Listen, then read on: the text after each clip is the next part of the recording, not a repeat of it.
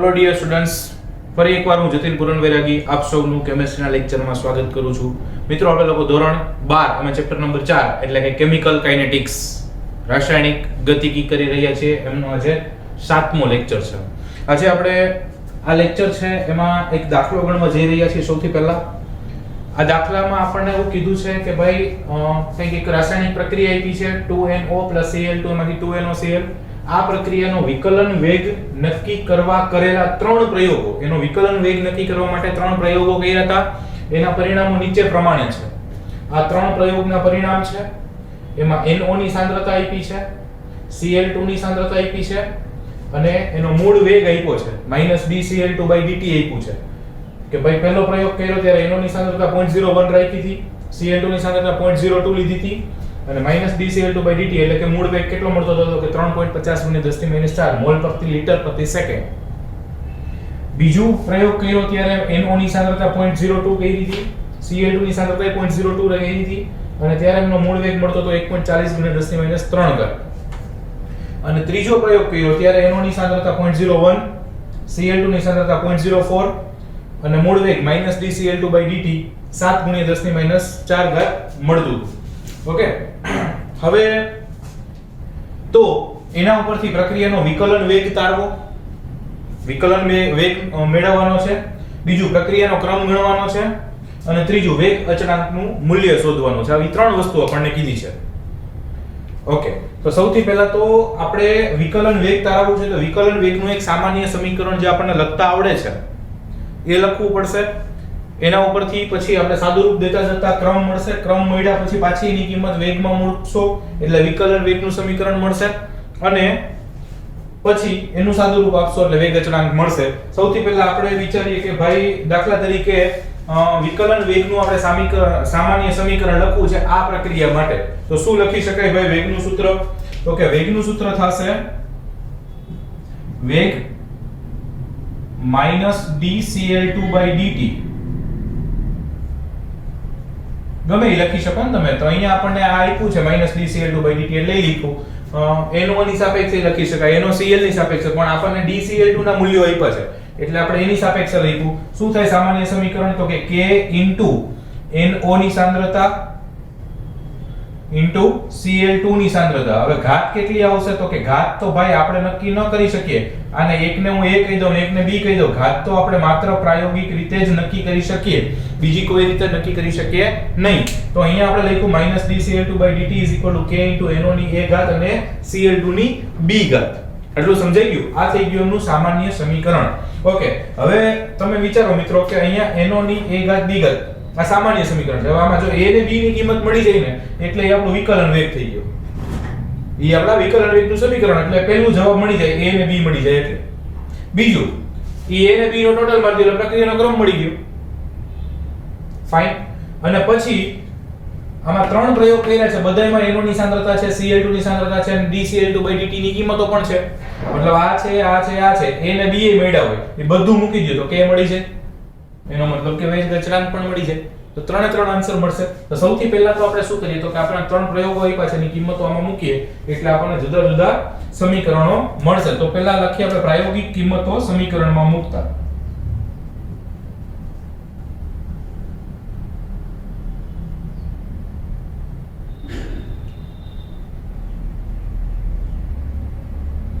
અચ્છા, પ્રાયોગિક કિંમતો આજે મળી છે સમીકરણમાં મૂકશો એટલે પહેલું શું મળશે?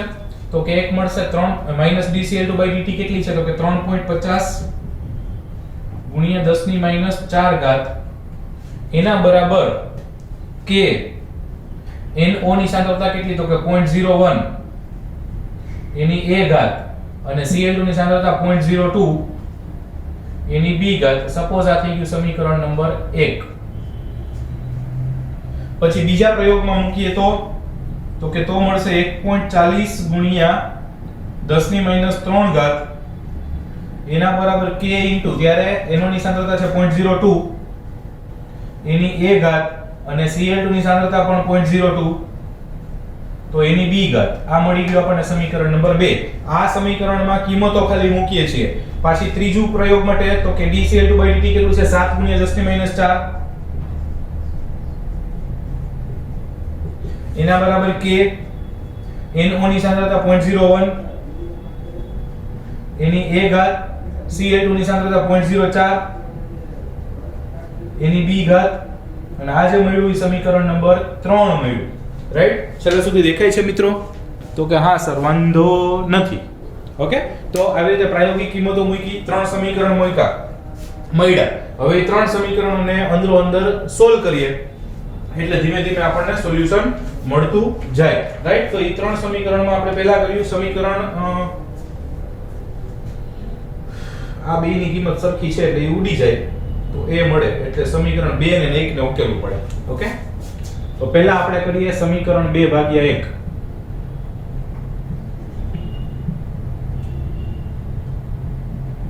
સમીકરણ 2 ભાગ્યા સમીકરણ 1.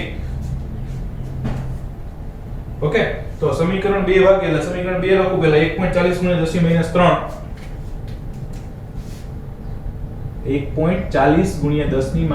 - 3 એને બરાબર k ઇન્ટુ અને છેદમાં શું આવશે તો કે સમીકરણ ભાગ્યા 1 એટલે 3.50 * 10 - 4 સાથે સાથે લખતો જાઉં છું 3.50 * 10 - 4.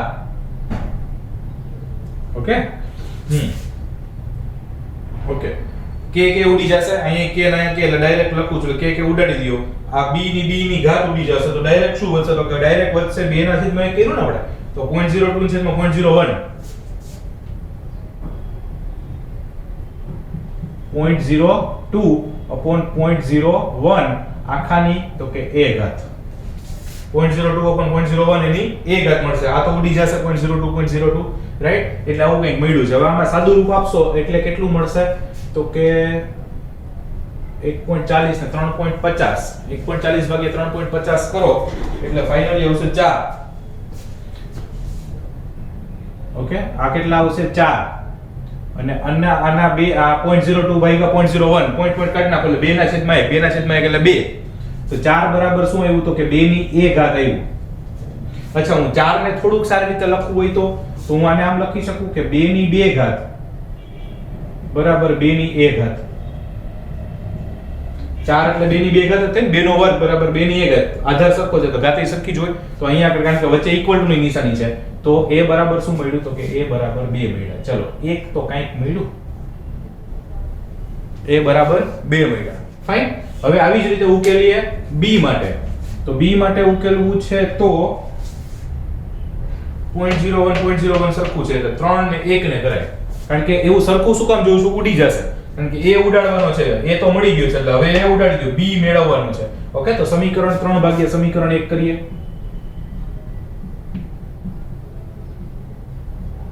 ઓકે, તો સમીકરણ 3 ભાગ્યા સમીકરણ 1 પહેલા 3 લખું 7 * 10 - 4 છેદમાં 1 3.5 * 10 - 4 k ઉડી જશે 0.01 ઉડી જશે 0.04 ના છેદમાં 0.02 એની b ઘાત. ઓકે, 4 ઘાત ગયા હાડા 3 7 એટલે 2. તો 2 બરાબર આ 2 ના 4 ના છેદમાં 2, 4 ના છેદમાં પહેલા 2 2 4 એટલે 2 ની b ઘાત. 2 બરાબર 2 ની b ઘાત. અચ્છા, એટલે તો એને આમ લખી શકાય કે 2 ની 1 ઘાત બરાબર 2 ની b ઘાત અને એટલે b બરાબર કેટલા મળ્યા તો કે 1 મળ્યા. ઓકે, a બરાબર 2 મળ્યા, b બરાબર 1 મળ્યા. તો એના ઉપરથી વેગનું સમીકરણ શું થયું? તેથી વિકલનીય વેગ સમીકરણ. તેથી વિકલન વેગ સમીકરણ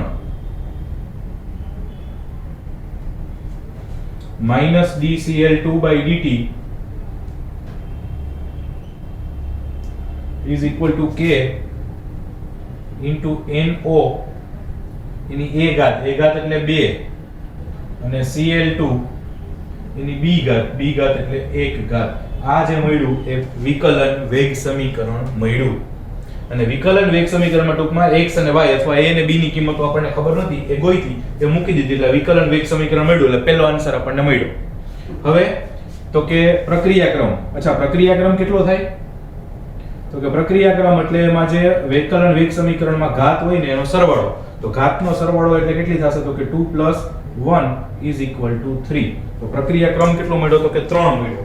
ફરી એકવાર મિત્રો, આપણને સૌથી પહેલા વિકલનીય વેગ સમીકરણ તો કે ઈ આટલું મળ્યું. આ વિકલનીય વેગ સમીકરણ થયું તમારું.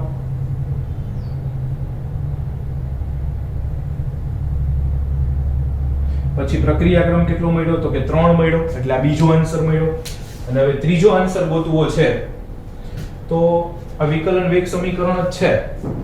એમાંથી સમીકરણ 1, 2 અને 3 ગમે એ લઈ લો અને એમાંથી કોઈ પણ એકમાં a ની b ની કિંમત મૂકી દો એટલે જવાબ આવી જશે. ઓકે? તો આપણે કોઈ પણ નું ગણતરી કરી શકીએ સમીકરણ 1, 2, 3 માંથી માની લો કે આપણે સમીકરણ 1 લઈ લઈએ. તો સમીકરણ 1 માં a b ની કિંમતો મૂકતા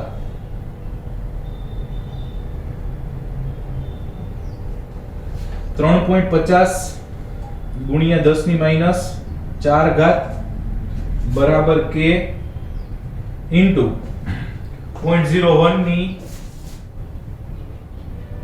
a ઘાત એટલે 2 ઘાત ઇન્ટુ 0.02 એની b ઘાત એટલે 1 ઘાત. તો આ કિંમતો મૂકી. તેથી k શું મળે ભાઈ?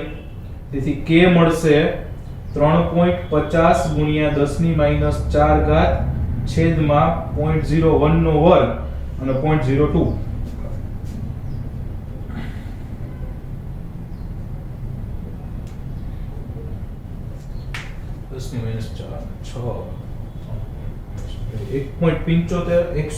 જો જવાબ આવશે. શું આન્સર આવશે આનો? તો કે આનો આન્સર આવશે 175 175. ઓકે? તમે ઘાત ને એવું વ્યવસ્થિત મૂકશો અને ગુણાકાર કરશો એટલે 175 આવશે. ને એકમ એનો આવશે litre square mall (-2) second inverse. Litre square mall (-2) second inverse. આ આપણને ત્રીજો આન્સર મળ્યો.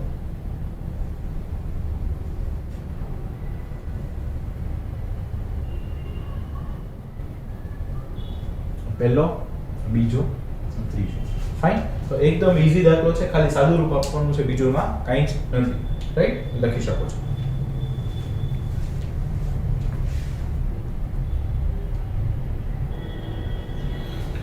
ઓકે મિત્રો, તો આ જે દાખલો આપણે જોયો એ 3 માર્કમાં કે 4 માર્કમાં પૂછાવવા માટે સક્ષમ છે, કારણ કે ઓલરેડી 3 પ્રશ્નો અંદર આપણને પૂછ્યા હતા.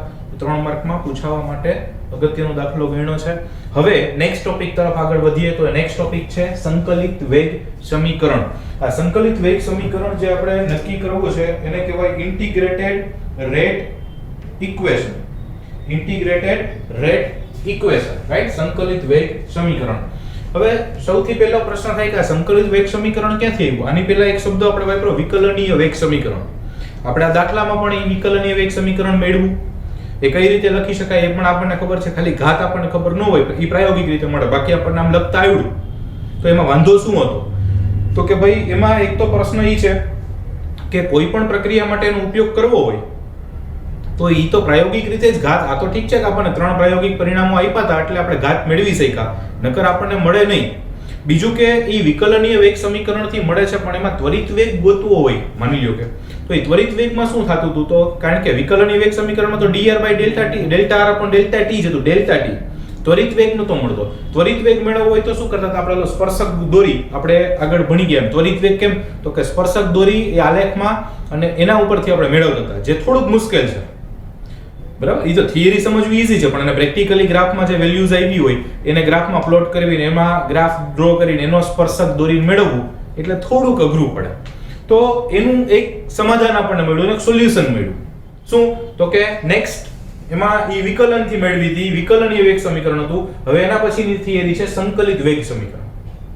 એટલે વિકલનીય વેગ સમીકરણ કરતા પણ એમાં જે મુશ્કેલીઓ આવતી હતી, ખાસ કરીને ત્વરિત વેગ ગણવામાં એમાં જે એક્યુરેસી મેન્ટેન થવી જોઈએ એના કરતા પણ વધારે સારી રીતે મળે એના માટે એક નવી થિયરી છે સંકલિત વેગ સમીકરણ, ઇન્ટિગ્રેટેડ રેટ ઇક્વેશન, રાઈટ? અને આ સંકલિત વેગ સમીકરણ આપણે બે રીતે મેળવવાના છે. એક શૂન્ય ક્રમની પ્રક્રિયા માટે મેળવવાનું છે અને એક પ્રથમ ક્રમની પ્રક્રિયા માટે મેળવવાનું છે. એમાંથી કોઈ પણ એક તમને આવડશે એટલે બીજું તમે ઓટોમેટિકલી સારી રીતે મેળવી શકશો. રાઈટ? તો બે રીતે સંકલિત વેગ સમીકરણની થિયરી પૂછાશે. એક શૂન્ય ક્રમની પ્રક્રિયા માટે સંકલિત વેગ સમીકરણ અને બીજું પ્રથમ ક્રમની પ્રક્રિયા માટે સંકલિત વેગ સમીકરણ. બંને અલગ અલગ થિયરીઓ પૂછાશે. ફાઇન. તો પહેલી જોઈએ શૂન્ય ક્રમની પ્રક્રિયા માટે સંકલિત વેગ સમીકરણ.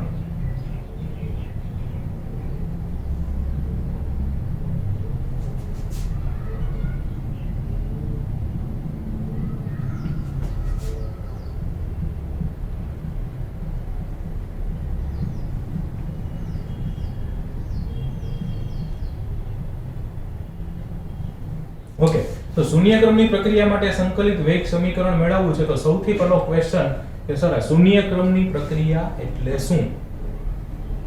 પહેલો ક્વેશ્ચન શું થાય તો કે શૂન્ય ક્રમની પ્રક્રિયા એટલે શું? ઓકે, એ તો અમે થિયરીમાં સર ભણી જ ગયા છીએ કે ઓલી જે વિકલનીય વેગ સમીકરણ લખ્યું હતું એમાં જે પ્રક્રિયકોની ઘાત આવતી હતી, સાંદ્રતાની જે ઘાત આવતી હતી એ ઘાત એનો ક્રમ થતો હતો, એનો ટોટલ કરી નાખો એટલે પ્રક્રિયા ક્રમ મળતો હતો. એવું નહીં. શૂન્ય ક્રમ એટલે શું? તો કે એનો ટોટલ 0 આવતો હોય. અચ્છા, ટોટલ 0 આવતો હોય એનો મતલબ કે ઘાત કેટલી હોય? તો કે 0 હોય.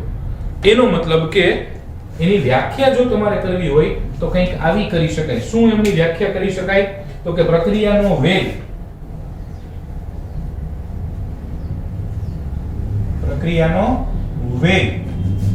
પ્રક્રિયકની સાંદ્રતાના શૂન્ય ઘાતના સમપ્રમાણમાં હોય છે.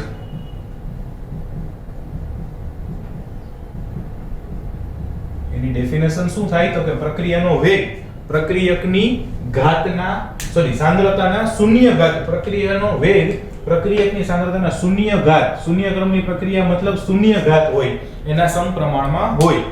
રાઈટ? ઓકે, ચલો ધારો કે પ્રક્રિયા R થી P છે. ધારો કે પ્રક્રિયા R થી P છે જેમાં R બરાબર પ્રક્રિયક છે અને P બરાબર નિપજ છે. ઈ તો સોરી કે અમને ખબર જ હોય પણ આ તો આપણે લખવું પડે. થોડું ચોખવટ કરી હોય તો પેપર ચેક કરવા વાળાને સારું લાગે. રાઈટ? તો ધારો કે પ્રક્રિયા R થી P છે, એમાં R બરાબર પ્રક્રિયક છે અને P બરાબર નિપજ છે. ઓકે, તો આના માટે આપણે વેગનું સમીકરણ શું મળે ભાઈ? તો કે આના માટે વેગનું સમીકરણ કંઈક આવું મળે. વેગ = -dr/dt. શું સૂત્ર મળશે? વેગ = -dr/dt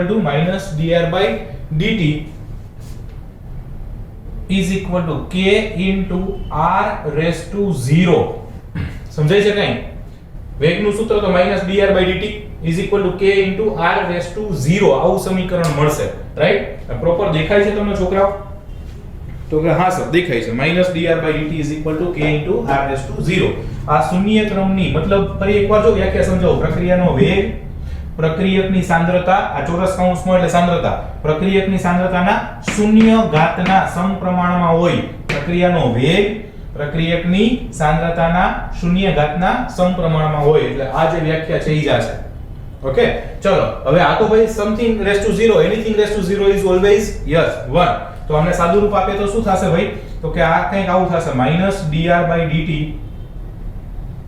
અથવા -dr/dt = k. ખાલી k થશે. r ની 0 ઘાત એટલે 1 અથવા અહીંયા હું 1 કરી નાખું તોય ચાલે. anything raised to 0 is always 1. આ સાદું રૂપ આપવાનું આ સ્ટેપ કદાચ ન કરો તો ચાલે. આ તો તમને સમજાવવા માટે મેં કર્યું છે. ઓકે, હવે આમને થોડું સાદું રૂપ આપીએ તો શું થશે? તો કે dr = -kdt થશે. આ -dr બરાબર kdt થાય. આ dt ની સામે લઈ જાઓ 1 તો નીકળી જશે. તો શું થશે? -dr બરાબર k × dt. પછી માઈનસ નિશાની સામે લઈ જાવ એટલે dr = -k × dt. અથવા બે બાજુ -1 વડે ગુણી નાખો એટલે અહીંયા પ્લસ થઈ ગયું અહીંયા માઈનસ થઈ ગયું. આટલું ક્લિયર છે? હવે સંકલન કરવાનું છે અને સંકલન કરતા તમે ઓલરેડી મેથેમેટિક્સમાં ભણી ગયા છો અથવા મેથેમેટિક્સમાં નહીં આવ્યું હોય તો ક્યાંક ફિઝિક્સમાં આવ્યું હશે. તો dr નું સંકલન કેટલું થશે? તો કે dr નું સંકલન થશે r, -k નું સંકલન થશે -k, dt નું સંકલન થશે t અને છેલ્લે સંકલન અચળાંક મુકાય c. ઓકે, dr નું સંકલન થશે r માઈનસ k, dt નું સંકલન t અને સંકલન અચળાંક c. આમાં તમે લખી શકો જ્યાં c સંકલન અચળાંક છે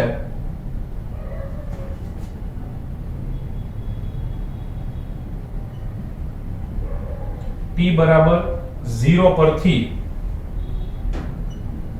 તેની કિંમત મેળવી શકાય.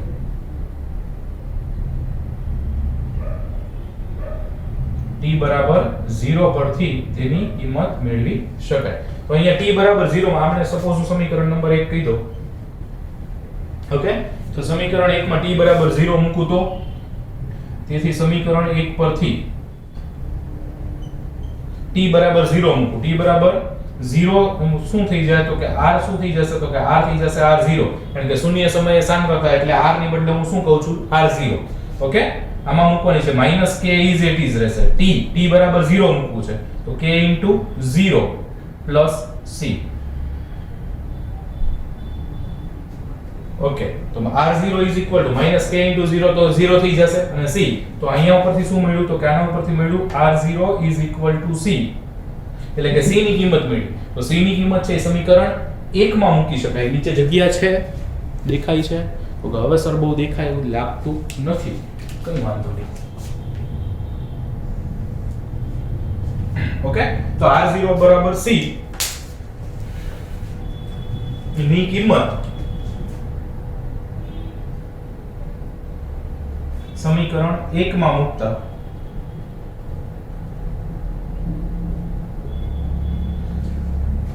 તો સમીકરણ 1 શું મળશે કે r is equal to minus kt plus r0. c બરાબર શું મળ્યું r0, તો એ કિંમત મૂકી આમાં તો શું મળ્યું r is equal to minus kt plus r0. આ સમીકરણ મળ્યું. ઓકે, હવે આ સમીકરણ પરથી તમે જોવા જાઓ તેથી r વિરુદ્ધ જો t નો આલેખ દોરવામાં આવે, r વિરુદ્ધ t નો આલેખ દોરવામાં આવે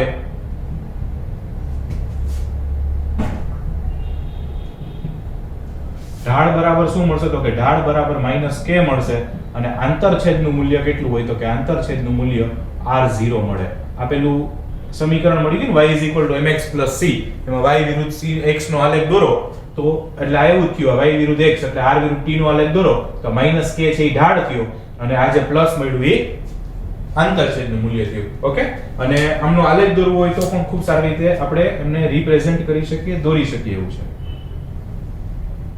ઓકે, આમનો આલેખ દોરતા કંઈક આવો મળશે. અહીંયા આપણે નીચે જે x અક્ષ છે એમાં આપણે t લઈ લઈએ અને આ જે y અક્ષ છે એમાં આપણે r ની સાંદ્રતા લઈ લઈએ, પ્રક્રિયકની સાંદ્રતા લઈએ. રાઈટ, તો એમાં આપણે શું લીધું છે તો કે પ્રક્રિયકની સાંદ્રતા r લીધી છે.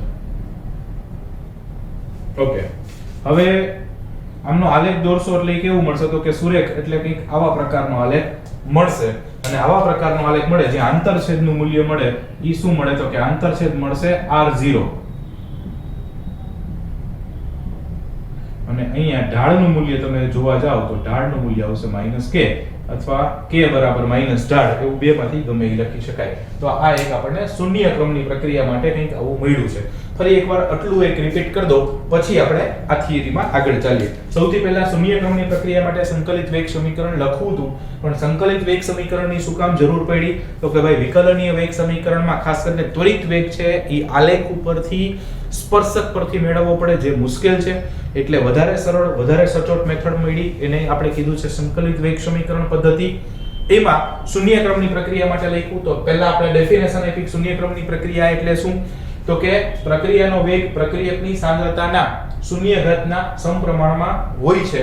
માની લો કે r થી t કોઈ પ્રક્રિયા છે જેમાં r પ્રક્રિયક છે, t નિપજ છે, તો એના માટે વેગનું સમીકરણ -dr/dt k r/0. r/0 કેમ આવ્યું તો કે શૂન્ય ક્રમની પ્રક્રિયા છે એટલે બસ સાદું રૂપ આપ્યું -dr/dt k r ની 0 ઘાત એટલે 1, dt ને સામે લઈ જાવ એટલે k dt મતલબ -dr બરાબર k dt અને સામે લઈ જાવ એટલે dr -k dt થાય. સંકલન કર્યું, dr નું સંકલન r થયું, dt નું સંકલન t થયું અને છેલ્લે સંકલન અચળાંક c મળ્યો. એ કિંમત મૂકવી હોય તો t બરાબર 0 આમાં મૂકો એટલે આપણને એની કિંમત મળી c ની કિંમત મળી r0. ઈ કિંમત આમાં મૂકી એટલે આપણને મળ્યું r -kt + r0. ફાઇન. એમાં r વિરુદ્ધ t નો આલેખ દોર્યો એટલે સુરેખ મળે, આંતરછેદનું મૂલ્ય, ઢાળનું મૂલ્ય મળ્યું. આટલું ક્લિયર છે? ઓકે. હવે જગ્યા કેટલી બાજુમાં વધે છે, વાંધો નથી, ચલો ફાઇન.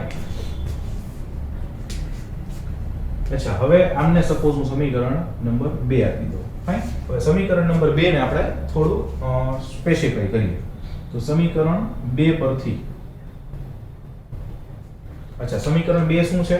તો કે r = -kt + r0 આવ્યું છે. તો કે હા આવ્યું છે ને. અચ્છા, આમાંથી હવે આપણે k ને કરતા બનાવવો છે. તો સૌથી પહેલા શું થશે? તો કે -kt = r - r0. અચ્છા, તો kt બરાબર,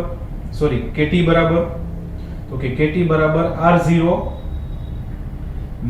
- r, અને t અહીંથી છેદમાં જવા દો તો r0 - r/t. આવું k નું એક સમીકરણ મળી ગયું. અને કોઈ પણ t સમય લીધો છે તો t સમયે r ની સાંદ્રતાને આપણે rt લખી શકીએ. તો એ જ હું લખું છું કે t સમયે r બરાબર rt લખતા, t સમયે r બરાબર rt લખતા, t સમયે r બરાબર rt લખતા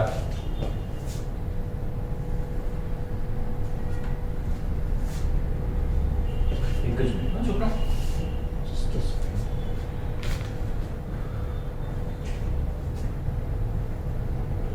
ઓકે, હવે આમને પાછું થોડું ફર્ધર આપણે સાદુરૂપ આપવું હોય તો આપણને r બરાબર rt મૂક્યું છે તો શું મળશે? તો કે ઈ કિંમત આમાં મૂકીએ તો શું મળ્યું? તો કે આવું મળશે. તેથી k બરાબર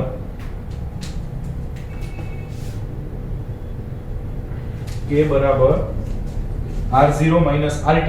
t સમયે r ને શું કહી દીધું છે? તો કે rt કહી દીધું છે. તો k બરાબર r0 - rt upon t. k બરાબર r0 -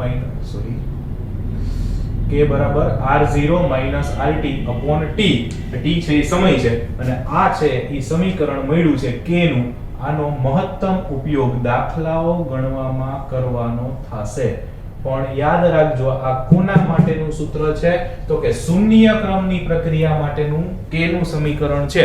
k ગણવો હોય તો k ને કરતા બનાવી દેવાનું, t ગણવો હોય તો t ને કરતા બનાવી દેવાનું, એટલે બહુ ઈઝીલી કામ પતી જાય. રાઈટ? અચ્છા, હવે આમનો અર્ધ પ્રક્રિયા સમય એવી એક થિયરી આના માટે આપણે મેળવવી છે.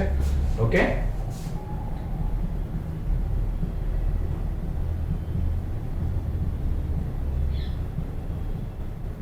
અર્ધ પ્રક્રિયા સમય એટલે એને કહેવાય t1/2, હાફ લાઈફ ટાઈમ. અર્ધ પ્રક્રિયા સમય એટલે હાફ લાઈફ ટાઈમ, t1/2 તરીકે એને ઓળખી શકીએ છીએ. ફાઇન. ઓકે, ચલો હવે અર્ધ પ્રક્રિયા સમય એટલે શું?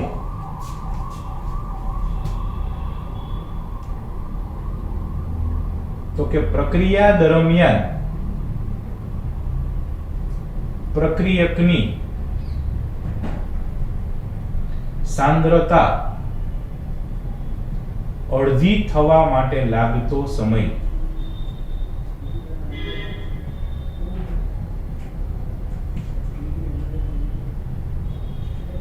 અર્ધ પ્રક્રિયા સમય એટલે શું? તો કે પ્રક્રિયા દરમિયાન પ્રક્રિયકની સાંદ્રતા, મૂળ સાંદ્રતા હોય અથવા શરૂઆતની સાંદ્રતા હોય એ અડધી થવા માટે લાગતો સમય, એને કહેવાય અર્ધ પ્રક્રિયા સમય, t1/2. રાઈટ? Okay, fine. હવે તો આમાં આપણે t1/2 લેવો છે તો એમને આપણે સપોઝ સમીકરણ નંબર 3 આપીએ છીએ. તેથી સમીકરણ 3 પરથી હવે t બરાબર t1/2 મૂકવું છે મારે, એટલે અડધો સમય મૂકી દેવો છે. અચ્છા, અડધો સમય મૂકી દયો તો ત્યારે એમની જે t1/2 ની સાંદ્રતા કેટલી થાય? તો કે rt બરાબર કેટલું થશે? તો કે 1/2 r0 થશે અથવા r0/2 થશે.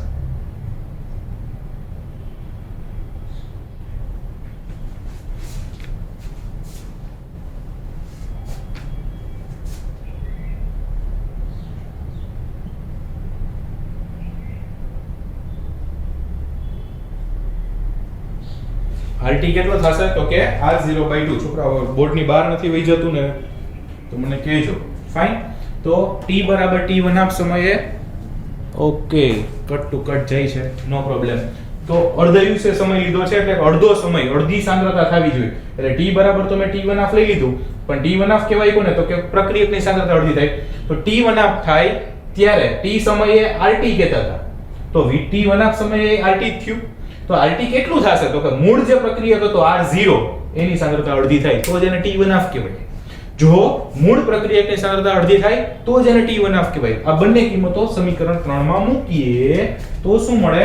તો કે તો k કંઈક આવો મળશે, k R0 R0/2 upon t1/2. હવે અહીંયા આપણે t1/2 નું સૂત્ર મેળવવું છે, તો t1/2 શું થશે? તો કે t1/2 R0 માંથી R0/2 જાય તો શું વધે? તો કે R0/2 વધે. અડધો R0 વયો જાય તો અડધો R0 વધે એટલે R0/2 વધે, અને k છેદમાં આવ્યો t1/2 માં વયો ગયો તો એમનું સૂત્ર મળશે t1/2 R0/2k. that is the equation for the half life time. આ બે સમીકરણો છે, યાદ રાખવાના છે દાખલાઓ ગણવા માટે. આગળના દાખલાઓ બધા આ બે સૂત્રો ઉપર આવશે. શૂન્ય ક્રમની પ્રક્રિયા હશે તો આવા જ બે સૂત્રો આવશે પ્રથમ ક્રમની પ્રક્રિયા માટે, રાઈટ? શૂન્ય ક્રમની પ્રક્રિયા માટે આ અને પ્રથમ ક્રમની પ્રક્રિયા માટે આ. અચ્છા, આના ઉપરથી આજે શૂન્ય ક્રમની પ્રક્રિયા માટેના બે, પ્રથમ ક્રમના અને પછી આવશે આ k માટેનું અથવા t માટેનું, બેયમાં ચાલશે, અને t1/2 માટેનું અર્ધાયુષ્ય સમયનું સૂત્ર. હવે અર્ધાયુષ્ય સમયના સૂત્ર જે મળ્યું છે એના ઉપરથી આપણને એટલી ખબર પડે કે પ્રક્રિયાનો અર્ધાયુષ્ય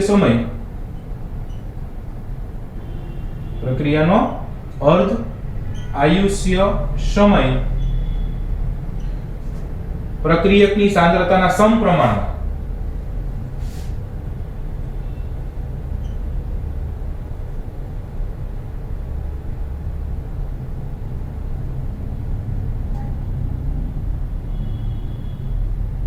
અને પ્રક્રિયકની સાંદ્રતાના સમપ્રમાણમાં વેગ અચળાંકના વ્યસ્ત પ્રમાણમાં હોય છે.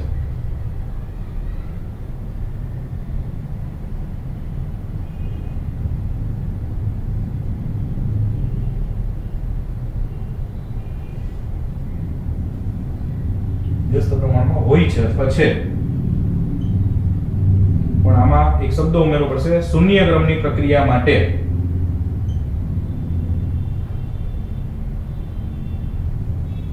શૂન્ય ક્રમની પ્રક્રિયાનો અર્ધાયુષ્ય સમય પ્રક્રિયકની સાંદ્રતાના સમપ્રમાણમાં અને એના વેગ અચળાંકના વ્યસ્ત પ્રમાણમાં હોય છે. આ એકદમ સરસ મજાની એકદમ ટીપ ટોપ થિયરી છે કે જે 3 માર્કમાં કે 4 માર્કમાં પૂછે તો મસ્ત આપણને લખતા આવડે. અહીંયા સુધીનું આપણે કર્યું હતું. એકવાર રિવાઇઝ ફરી એકવાર. સમીકરણ 2 મળ્યું હતું, એને થોડુંક આપણે રીઅરેન્જ. આ સમીકરણ 2 છે, r = -kt + r0. એમાંથી આપણે k ને કરતા બનાવવો હતો એટલે r0 ને સામે લઈ ગયા એટલે r - r0 આવ્યા. હવે k ને માઈનસ હતો, બે બાજુ -1 વડે ગુણી નાખ્યા અને t ને છેદમાં જવા દીધા તો k = r0 - r થઈ ગયા upon t. અને t સમયે તો r ને તમે rt લખી શકો એટલે r0 - rt upon t સમીકરણ મળ્યું k નું. અને અર્ધાયુષ્ય એટલે પ્રક્રિયકની શરૂઆતની સાંદ્રતા હોય એ અડધી થવા માટે લાગતો સમય. પ્રક્રિયકની શરૂઆતની સાંદ્રતા અડધી થવા લાગતો સમય. પ્રક્રિયકની શરૂઆતની સાંદ્રતા અડધી થવા લાગતો સમય. તો આ t બરાબર t1/2 મૂકી દીધું ત્યારે rt કેટલો થઈ જાય? તો કે r0/2 પ્રક્રિયકની સાંદ્રતા અડધી થઈ જાય. બંને કિંમતો મૂકી લે, k as it is રાખ્યો, r0 as it is રાખ્યું. rt કેટલું થઈ જાય? તો કે r0/2 થઈ જાય. છેદમાં t બરાબર t1/2 મૂક્યા, t1/2 ને કરતા બનાવ્યા. r0 માંથી અડધો r0 જાય તો r0/2 વધે અને k પણ વધે તો r0/2k. એના ઉપરથી તારણ કાઢ્યું કે અર્ધાયુષ્ય સમય, શૂન્ય ક્રમ માટે અર્ધાયુષ્ય સમય એની શરૂઆતની સાંદ્રતાના સમપ્રમાણમાં અને વેગ અચળાંકના વ્યસ્ત પ્રમાણમાં હોય છે. આજ પૂરતું આટલું, બાકીનું નેક્સ્ટ ટાઈમ. Thank you.